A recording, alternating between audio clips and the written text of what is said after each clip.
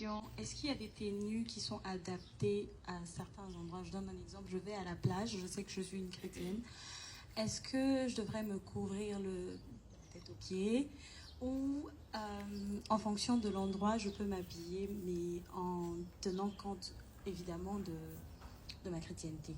Parce que je me dis qu'un maillot, ça reste un maillot. Bon, il y a des maillots qui sont vraiment genre pas très décents.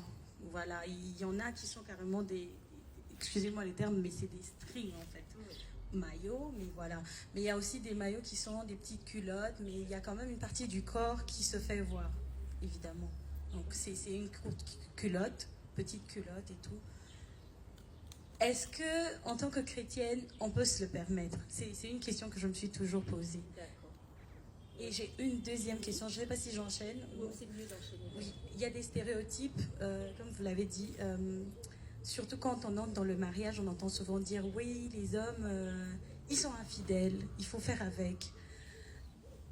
Est-ce qu'il faudrait confronter ces personnes en connaissance de la vérité? Parce que je suis une chrétienne, je sais que la Bible dit, enfin déjà, au commencement, Dieu a créé Adam et Ève, il n'a pas créé Adam et 10 000 Èves. Donc pour moi, je me dis que c'est dans la volonté parfaite de Dieu, c'est vraiment la fidélité, c'est que l'homme ne doit pas s'éparpiller. Okay?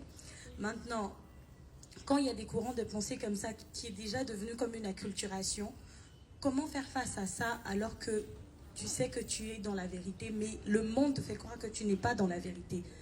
Comment appréhender ces choses? Quelle est la méthodologie